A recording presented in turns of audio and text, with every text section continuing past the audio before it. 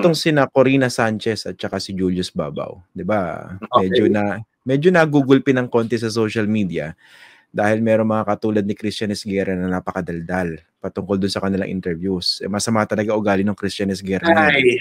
Magmamagaling masyado. Sinabi mo pa. Pero bago pa yon, marami na nag-react, 'di ba, dun sa kanilang interviews. Tama ba yung response ng dalawa? Kunwari, si Corina Sanchez, very sarcastic, di ba? Yung kanyang, yung response, di ba? Eh, di 10 million, di ba? Sinasagot niya yung mga nambabash. 10 million yung outfit of the day niya. Ito namang si Julius Babaw, ang dininay lang niya yata yung tumanggap siya ng 10 million, fake news yun, no? Pero sa akin kasi, kung ako'y akusahan ng ganun, i-deny ko, wala akong tinanggap ni isang sentimo. Wala akong pakinabang na nakuha out of that interview. Ganun ka-blanket ang denial ko. Again, hindi ko naman sinasabi may tinanggap yung dalawa, di ba? Kung nasusundan niyo po yung mga komentaryo ko dyan, pinupunto ko yung mismong interviews nila, di ba? Pero what do you think? Dito muna sa response si Julius Babaw, yung tipong sinasabi niya, ngayon nalaman na natin kung sino yung tunay na kaibigan natin. Yung mga ganun, di ba? Hindi sagutin yung issue squarely. Of course, din na yung 10 million. Kasi logically, pwede mo naman sabihin na tama siya, di ba? Paano kung 9 pala yung natanggap o kaya 11? I'm not saying na meron tinanggap, di ba? Pero dapat, again, blanket ang denial. Pero again, what do you think of that response? I think that in terms of first Julius, no, with all due respect to the good Mr. Babaw, kaya po tayo may tinatawag na 4-hour rule. Sundan niyo po yung 4-hour rule, hindi po kayo maliligaw. Pag nasangkot kayo sa issue na ganyan, and it ties in with Ian's blanket denial, firm blanket denial. The 4-hour is regret. You're sorry that you were dragged into this issue, and that journalism as a whole, for example, that the profession of journalism has now been put into question because of this incident. Regret. Number 2 is reassurance. I assure you, wala po akong tinanggap, wala pong ganyan na nangyari. This was not transactional. The third is restitution. Humihingi po ako ng paumanhin, restitution.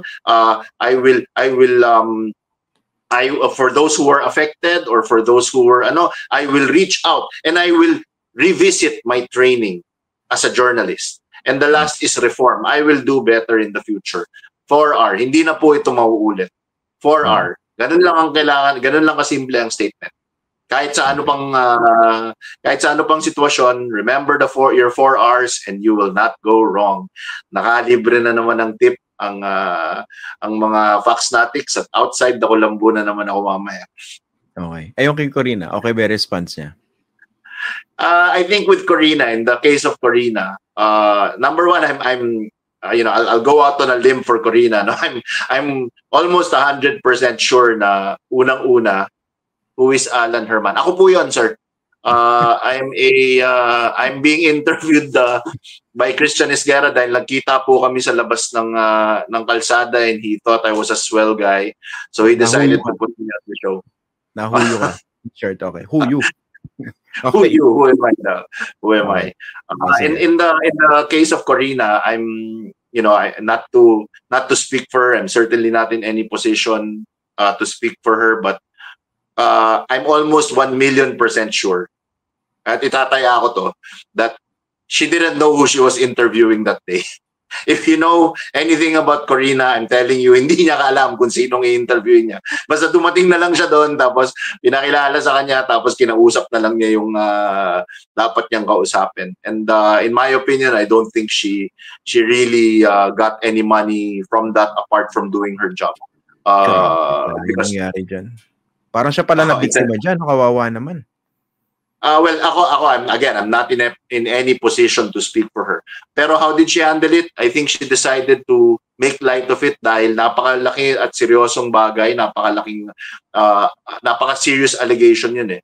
So ginawa niya, she decided to inject humor in the situation. Yan ang eksaktong style na ginagawa ng Christian Esguerra at ng Ronald Llamas. Pag binabash, pag sobra ng binabash, pag sobra ng daming haters, nagiging na lang sila, sarcastic, and they inject humor into the situation. So that's the track that Corina went. So tama yon. Well, I think it diffused it dahil sa totoo lang mahirap kalabanin si Mayor Vico. ang hirap pag it's hard to get into a gunfight with somebody who's bulletproof. And I hate to be that guy, Ian. I hate to be that guy. I'm gonna eulogize you. I'm gonna eulogize you, brother. So pagpasensyahan mo na ako. Again, for our Foxnatics, the reason why Ian Esguerra always hits people and the reason why lakas-lakas ng loob niyang mag-call out is because wala kang masasabi kay Christian. Kasi he doesn't engage or participate in any of that kalokohan. So it's the same with Mayor Vico eh. Ang hirap kalabanin ni Mayor Vico dahil wala kang mababato sa kanya eh. He's for all intents and purposes, really the poster boy for good governance. He is from all indications clean. He does not engage in any sort of graft or corruption. So and he's captured the people's imagination. So pag kalabanin mo yan head on, ikaw lang yung magmumukhang defensive, ikaw lang yung magmumukhang kumbaga magkakaroon ng study in contrasts. Pero pwedeng iba to kay Mayor Vico, baka nakalimutan mo lang yung paggamit niya ng pangit na cellphone. Napakapangit. At yung kanya New Year greeting na inano niya yung silya niya, di ba? Ginalaw lang niya yung silya niya na gulong. Di ba? Para magkaroon ng animation effects. My favorite video.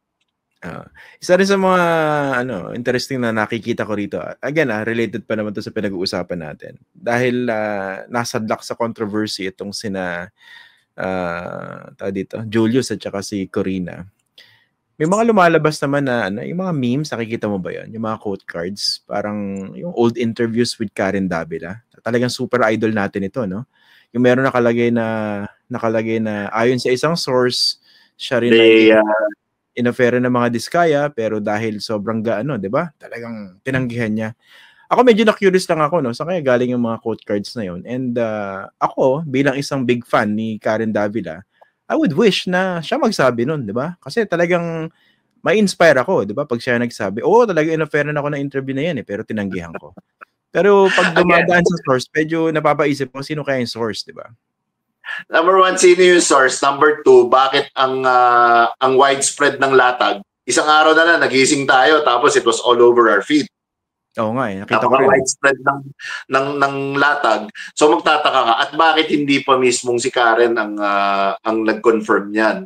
So sa tingin ko, hindi naman talaga sinabi ni Karen yon. I'm not sure. I can't speak for Karen either. But I think may agenda yan. Kaya nilabas yung mga card na ganyan. Either to vilify the journalists further or what. But for me, I won't believe it until I hear it firsthand.